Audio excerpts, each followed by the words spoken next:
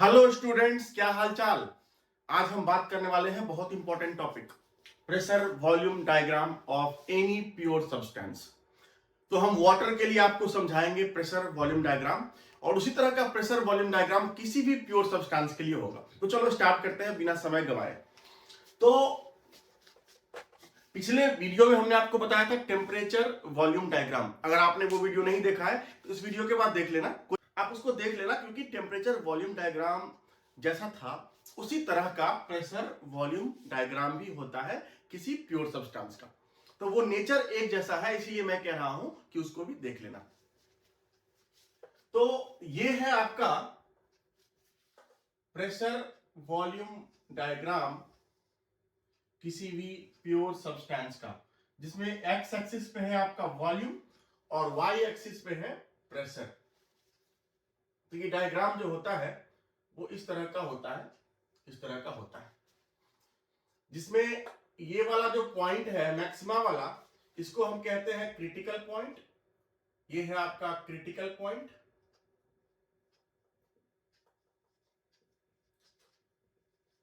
Critical point के इस तरफ का जो कर्व है लेफ्ट हैंड साइड में, ये वाला कर्व, इसको हम कहते हैं saturated liquid curve. Saturated liquid curve, और इसको हम कहते हैं saturated vapour curve. Saturated vapour curve. और इस दोनों के बीच का जो रीजन है ये वाला, इसमें क्या होता है कि वेपर प्लस लिक्विड दोनों कोएग्जिस्ट करता है इक्विलिब्रियम में। ये वाला जो रीजन है इस सैचुरेटेड लिक्विड कर्व के लेफ्ट में, इसको कहते हैं लिक्विड रीजन, और ये वाला जो रीजन है सैचुरेटेड वेपर के राइट में, वो है आपका वेपर रीजन। तो ये हो गया आपका प्रेशर वॉल्यूम डायग्राम, जिसमें हमने आपको दो फेज दिखाए, लिक्विड और वेपर। अब ये सैचुरेटेड लिक्विड कर्व और सैचुरेटेड वेपर कर्व दोनों एक पॉइंट पे इंटरसेक्ट करता है, जिसको हम कहते हैं क्रिटिकल पॉइंट। तो इस पॉइंट पे जो प्रेशर होगा वो होगा क्रिटिकल प्रेशर पीसी, और जो वॉल्यूम होगा वो होगा क्रिटिकल वॉल्यूम वीसी। अब हम समझते हैं कि ये डायग्राम आया कहां से। जैसे हमने बताया था आपको कि टेम्परेचर वॉल्यूम डायग्राम में वो डायग्राम कहां से आया, कैसे आया, उसी तरह से ये डायग्राम कैसे आया। तो आप इसके लिए आप क्या करो कि एक पिस्टन सिलेंडर असेंबली ले लो,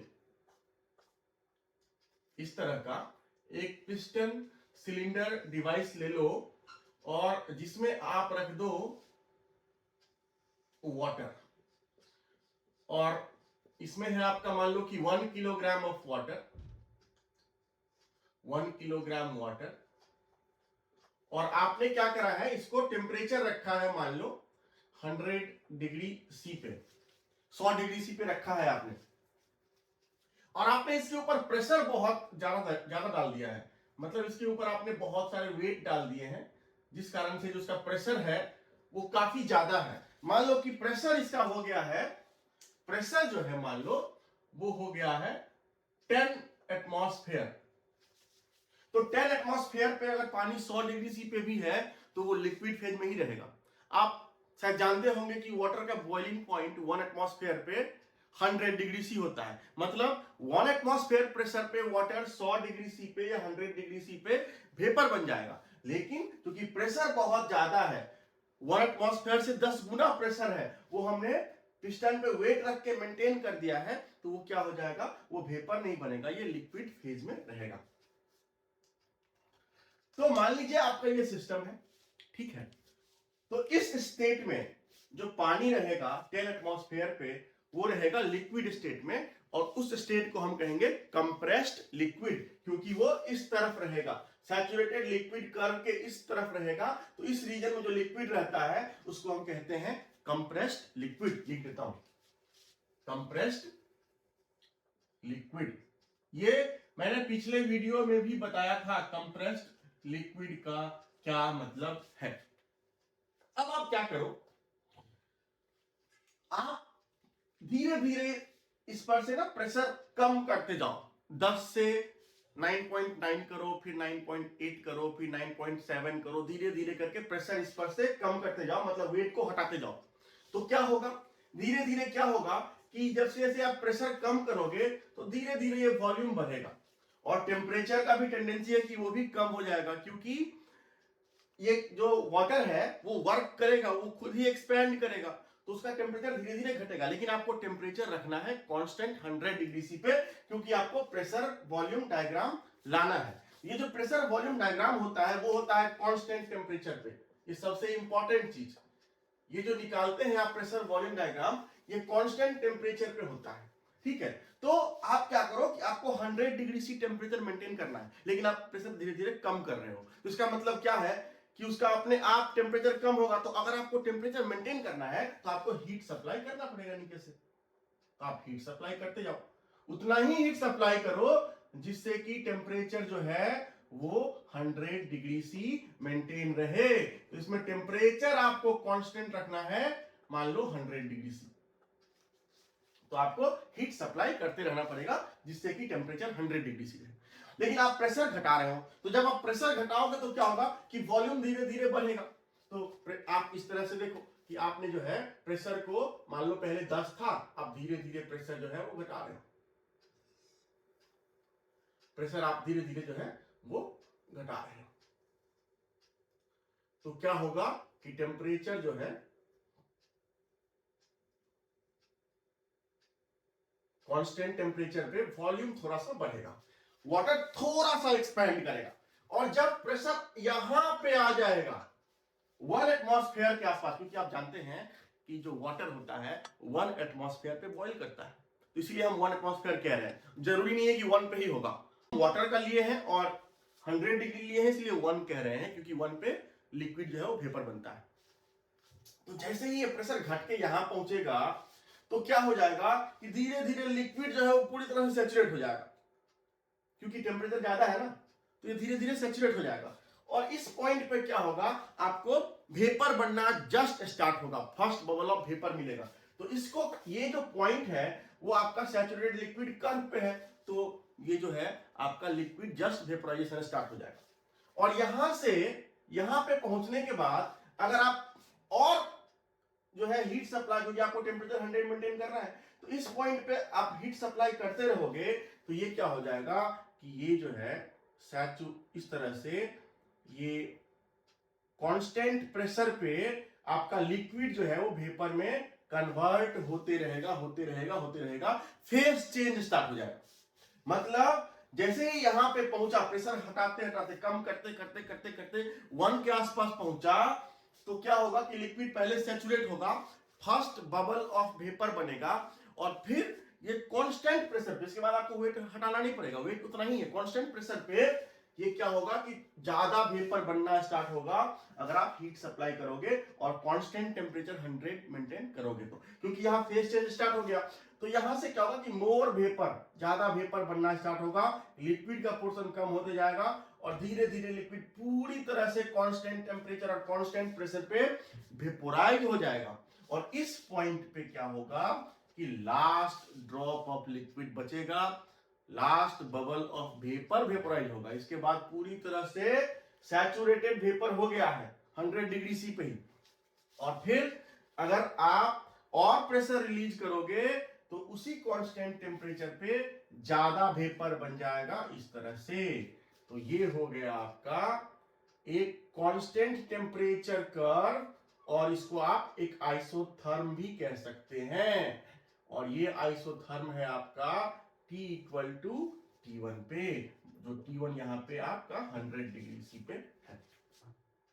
आप इसी तरह से अगर आप अलग अलग टेम्परेचर पे सेम एक्सपेरिमेंट करोगे, या आपने 100 पे किया है तो 120 पे करो, सेम एक्सपेरिमेंट, प्रेशर का वैल्यू भी थोड़ा बढ़ा दो, 12 एटमॉस्फेयर या 15 एटमॉस्फेयर कर दो, और अलग अलग टेम्परेचर पे अगर सेम एक्सपेरिमेंट करोगे, मतलब कांस्टेंट टेम्परेचर मेंटेन करते हुए प्रेशर को कम करोगे, तो आपको अलग अलग आइसोथर्म मिलेगा। ये दूसरा आइसोथर्म है जो हायर टेम्परेचर पे है, मान लो, या किसी दूसरे टेम्परेचर पे है, ये है T इक्वल टू T2 पे। इसी तरह से अगर आप करते जाओगे तो एक टाइम आएगा जब आपका क्रिटिकल टेम्परेचर पहुंच जाएगा, तो वो जो आइसोथर्म होगा, कांस्टेंट टेम्परेचर कर्व होगा, वो इस तरह का हो जाएगा। ये है T equal to TC, constant temperature line या आइसोथर्म। ये है आपका क्रिटिकल टेम्परेचर, या इसको कहते हैं क्रिटिकल आइसोथर्म।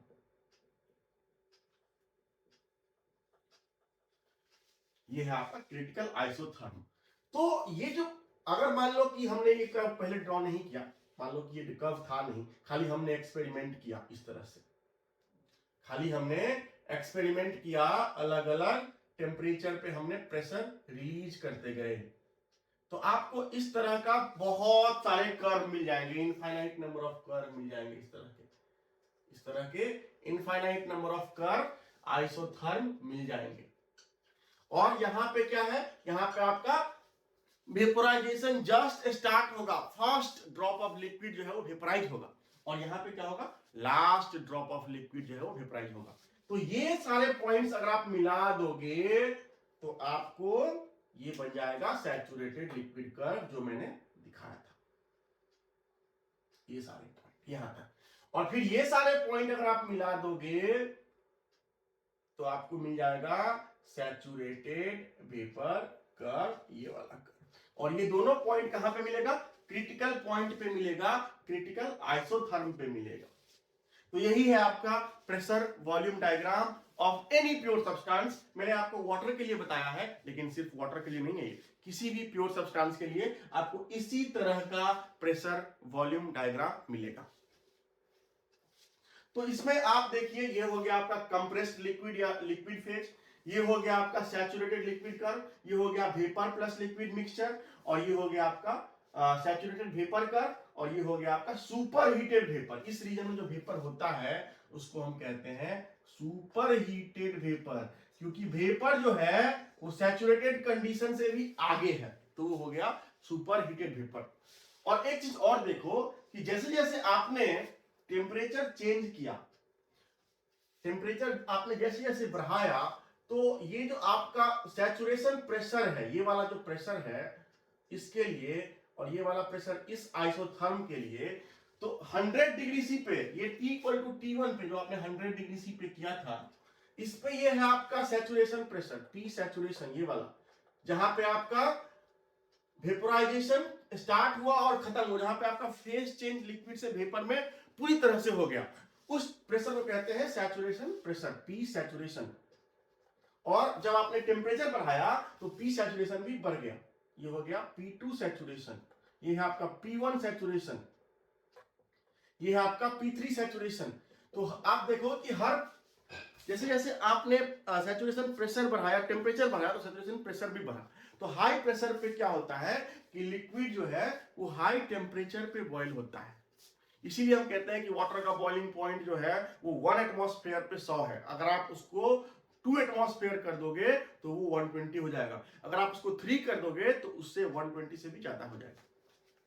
तो ये हो गया आपका प्रेशर वॉल्यूम डायग्राम, जिसमें हमने दो फेज दिखाए, सॉलिड, लिक्विड और वेपर। अगर मान लो, अगर आप पूछोगे, अब आप पूछोगे कि सर ये बताइए कि हमने दो फेज दिखाए यहाँ पे, लिक्विड और वेपर, अगर हम तीनों फेज दिखा दें, सॉलिड, लिक्विड और वेपर, तो कैसा दिखेगा? क्योंकि इसमें हमने आपको क्रिटिकल पॉइंट तो दिखाया, ट्रिपल पॉइंट नहीं दिखाया। तो हम बताते हैं आपको कि अगर आप पीवी डायग्राम को तीनों फेज, पीवी डायग्राम पे आप तीनों फेज दिखाना चाहो तो कैसा दिखेगा। तो पहले इसको इरेज कर देते हैं, और यहीं पे आपको हम बता देते हैं कि अगर आपको तीनों फेज एक साथ दिखाना है पीवी डायग्राम पे तो कैसा दिखेगा। तो देखो बहुत आसान है और बहुत मजेदार कॉन्सेप्ट है। ये है आपका, ये है आपका सैचुरेटेड लिक्विड, ये है आपका सैचुरेटेड वेपर। अगर आप यहां पे सॉलिड फेज भी दिखाना चाहो तो अलग कलर ले लेते हैं, थोड़ा अच्छा लगेगा।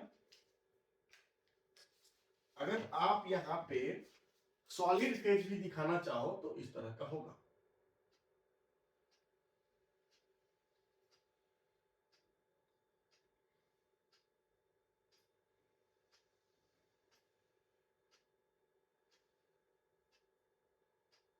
इस तरह का होगा। और फिर जो है ये यहां से एक ऐसे हो जाएगा। इसको भी आप जो है वो ब्लैक कलर से ही दिखा दो तो ज्यादा अच्छा रहेगा, इस तरह से। और यहां से इस तरह से एक लाइन बनेगा। अब देखो यहाँ पे तीनों कर्व दिखाएंगे आपको हम, तीनों फेज दिखाएंगे आपको हम, सॉलिड, लिक्विड और वेपर, तीनों फेज यहाँ पे हम आपको दिखाएंगे। अब इसमें तो ये रीजन है, ये वाला रीजन, ये है आपका सॉलिड रीजन। ये जो रीजन है आपका, ये वाला खाली वाला, ये है आपका लिक्विड रीजन। और ये जो दोनों के बीच है, इसमें है आपका दोनों सॉलिड प्लस लिक्विड, दोनों इक्विलिब्रियम में रहेगा। जैसे लिक्विड वेपर के लिए ये वाला रीजन था, लिक्विड प्लस वेपर के लिए, इसी तरह से सॉलिड और लिक्विड के लिए ये वाला रीजन है। तो इसमें क्या होगा कि सॉलिड और लिक्विड दोनों को एग्जिस्ट करेगा। अब ये जो रीजन है इसके नीचे, इसमें क्या करेगा आपका, सॉलिड और वेपर दोनों को एग्जिस्ट करेगा। और ये जो लाइन है आपका डैश्ड लाइन, ये है आपका ट्रिपल लाइन। ट्रिपल लाइन, यहां पे तीनों फेज को एग्जिस्ट करेगा। अगर वाटर के लिए बात करो तो इस ट्रिपल लाइन पे जो प्रेशर है, जो प्रेशर है, क्रिटिकल प्रेशर का वैल्यू, ये वाला प्रेशर जो है वो वाटर के लिए जो होता है वो होता है 611.7 पास्कल होता है। मतलब ये, हाँ, के लिए क्रिटिकल टेम्परेचर ये होता है 0.01 डिग्री सी।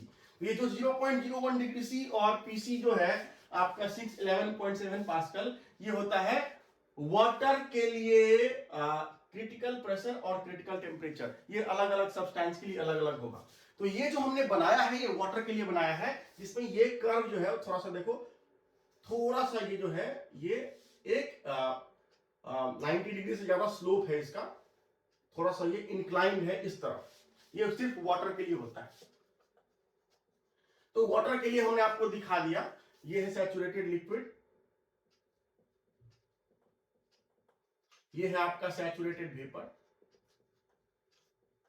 और ये है आपका वेपर रीजन, और ये है आपका solid, solid plus liquid, liquid, liquid vapour, saturated vapour, vapour region. सारे रीजन आपको दिखा दिया हमने। दूसरा जो, मान लो कि आप किसी दूसरे प्योर सब्सटेंस के लिए अगर ड्रॉ करोगे पीवी डायग्राम, तो थोड़ा सा अलग होगा, और उसका रीजन भी हम आपको बताएंगे कि क्यों अलग होगा। किसी और सब्सटेंस के लिए अगर हम बात करें पीवी डायग्राम पे, तो ये अलग थोड़ा सा क्यों होगा। ये वॉल्यूम, ये है आपका सैचुरेटेड लिक्विड, ये है सैचुरेटेड वेपर, ये है क्रिटिकल पॉइंट। लेकिन जो दूसरे किसी भी प्योर सब्सटेंस का जो ये वाला जो होता है वो ऑलमोस्ट वर्टिकल होता है, ऑलमोस्ट वर्टिकल होता है, कोई इंक्लिनेशन नहीं होता, ये पूरी तरह से वर्टिकल होता है। और इस तरह से बन जाता है आपका pressure volume diagram for any pure substance other than water. ये है आपका pure substance other than water, मतलब ये पानी के लिए ये वाला हो गया और बाकी के लिए हो गया। आप पूछोगे कि थोड़ा सा अलग क्यों हो गया, हम बता देते हैं। पहले हम लिख देते हैं कि ये है आपका सॉलिड, ये है आपका सॉलिड प्लस लिक्विड, ये है आपका लिक्विड, ये है आपका लिक्विड प्लस वेपर, ये है आपका वेपर, और ये है आपका ट्रिपल लाइन, ट्रिपल लाइन, और ये है आपका सॉलिड प्लस वेपर। ये है आपका सब्लिमेशन कर्व, सब्लिमेशन कर्व, क्योंकि ये सॉलिड से वेपर में जा रहा है ना, सब्लिमेशन कर्व। ठीक है, तो अब आप पूछोगे कि भाई वाटर के लिए ये वर्टिकल क्यों है और बाकी प्योर सब्सटेंस के लिए वर्टिकल है और वाटर के लिए जो है वो थोड़ा सा एंगल है। उसका कारण ये है कि जो वाटर होता है, अगर आप उसको फ्रीज कर दोगे, मतलब आप उसको अगर लिक्विड से सॉलिड में कन्वर्ट कर दोगे, तो उसका वॉल्यूम थोड़ा सा बढ़ जाता है, वो थोड़ा एक्सपैंड कर जाता है। इस कारण से क्या होता है कि आइस का जो है ना, बर्फ का, आइस का जो डेंसिटी है वो वाटर से कम होता है, और आइस का डेंसिटी वाटर से कम होता है। इस कारण से क्या होता है कि आइस वाटर के ऊपर फ्लोट करता है। तो इसी कारण से यहां पे जो थोड़ा स्लोप होता है, ये वाला जो सॉलिड लिक्विड का जो स्लोप होता है वो थोड़ा सा इंक्लाइन होता है। ये कर्व जो स्लोप जो है वो थोड़ा सा निगेटिव हो जाता है, डीपी बाई डीवी जो है वो निगेटिव हो जाता है।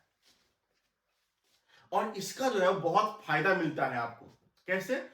तो जैसे कि इंडिया में आप हिमाचल प्रदेश जाओ, चाहे जम्मू कश्मीर जाओ, चाहे कहीं भी ऐसी जगह जाओ जहां पे स्नोफॉल होता है, तो क्या होता है कि लेक के ऊपर जो है वो एक आइस का, लेक के ऊपर का वाटर फ्रीज जाता है, वो पूरी तरह से आइस में कन्वर्ट हो जाता है ठंड के मौसम में। लेकिन उसके नीचे का जो वाटर है वो लिक्विड फॉर्म में रहता है। वो इसलिए रहता है क्योंकि आइस का जो डेंसिटी है, आइस जो है मतलब वाटर, सॉलिड फेज में जो वाटर होता है आइस, उसका डेंसिटी लिक्विड फेज में जो वाटर होता है उससे कम होता है, इसलिए आइस जो है वाटर पे फ्लोट करता है। अगर आइस वाटर पे फ्लोट नहीं करता तो क्या होता?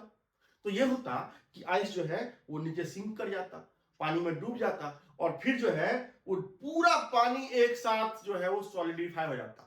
और जब पूरा लेक सॉलिडिफाई हो जाएगा, मान लो अगर ऐसा कभी हो जाए कि पानी पूरी तरह से किसी भी लेक में या फिर समुद्र में, सी में अगर मान लो पूरी तरह से सॉलिडिफाई हो जाए, तो उसमें जितने भी एक्वेटिक लाइफ हैं, जितने भी जीव जंतु हैं, जितने भी एनिमल्स हैं, वो सारे खत्म हो जाएंगे, उनका सर्वाइवल पूरी तरह से खत्म हो जाएगा, वो सरवाइव नहीं कर पाएंगे। तो इस चीज का फायदा मिलता है उनको कि क्योंकि वाटर में जो है, वाटर के लिए क्या होता है कि सॉलिड का डेंसिटी जो है वो ज्यादा कम होता है लिक्विड से। इस कारण से क्या होता है कि सॉलिड वाटर जो होता है, आइस जो होता है, हल्का होता है पानी से, इस कारण से उसमें फ्लोट करता है, वाटर के ऊपर फ्लोट करता है। और जब वो वाटर के ऊपर फ्लोट करता है तो बाहर के एटमॉस्फेयर से नीचे के वाटर को बचा के रखता है। वो बाहर के एटमॉस्फेयर से नीचे के वाटर को एक्सपोज होने नहीं देता। इस कारण से नीचे का वाटर जो है वो लिक्विड फेज में ही रहता है। आइस के नीचे का भी जो पानी होता है ना, वो पूरी तरह से लिक्विड फेज में रहता है। और जब वो लिक्विड फेज में रहता है तो उसमें क्या होता है कि जो मैरीन लाइफ है, जो उसके अंदर जीव जंतु हैं, वो अपना आराम से जिंदा रह पाते हैं, अपना लाइफ चला पाते हैं। लेकिन अगर मान लो कि ऐसा हो गया कि अगर मान लो जैसे किसी और सब्सटेंस के लिए जो सॉलिड का डेंसिटी होता है वो ज्यादा होता है लिक्विड से, किसी भी सब्सटेंस के लिए ले लो, वाटर को छोड़ के, तो उसमें जो सॉलिड फेज का जो डेंसिटी होता है, सॉलिड भारी होता है लिक्विड से, तो वो उसको अगर आप सॉलिडिफाई करोगे किसी भी प्योर सब्सटेंस को, तो उसके लिक्विड फेज में वो डूब जाएगा, वो लिक्विड से भारी होगा। लेकिन वाटर में होता है उल्टा। इसका फायदा ये होता है कि आइस जो है वो वाटर में फ्लोट करता है, और जब आइस वाटर में फ्लोट करता है तो क्या होता है कि ऊपर का लेयर जो होता है लेक में ठंड के मौसम में, वो नीचे के लेयर के लिए प्रोटेक्टिव लेयर का काम करता है। वो नीचे के लेयर को मेल्ट नहीं होने देता, क्योंकि वो बाहर के एटमॉस्फेयर से नीचे के वाटर को पूरी तरह से बचा के रखता है, अलग करके रखता है। और चूंकि बाहर का जो एटमॉस्फेयर है वो ठंडा है, और अब बीच में आ गया है आइस जो पूरी तरह से मेल्ट हो चुका है, तो नीचे का जो पानी है, लिक्विड वाटर, वो बाहर के एटमॉस्फेयर, ठंड एटमॉस्फेयर में नहीं आ पाता है, उसके उससे उसका एक्सपोजर बच जाता है, और फिर वो लिक्विड फेज में ही रहता है, वो सॉलिडिफाई नहीं होता। इस कारण से मैरीन लाइफ को फायदा होता है। तो ये हो गया आपका प्रेशर वॉल्यूम डायग्राम किसी भी प्योर सब्सटेंस का, ये वाटर के लिए और किसी भी प्योर सब्सटेंस के लिए जो वाटर अदर देन वाटर के लिए। इसमें हमने आपको सारे कॉन्सेप्ट बता दिए। अगर आपको ये सारा चीज समझ में आ गया और इस क्लास में मजा आया, तो बस एक फेवर चाहिए, इस चैनल को सब्सक्राइब करो और इस वीडियो को लाइक करो। और कोई भी कॉन्सेप्ट अगर क्लियर नहीं है तो कमेंट बॉक्स में लिखो, और मैं आपको उस कमेंट उस क्वेश्चन का आंसर आपको कमेंट बॉक्स में लिख के दे दूंगा। Thank you for watching.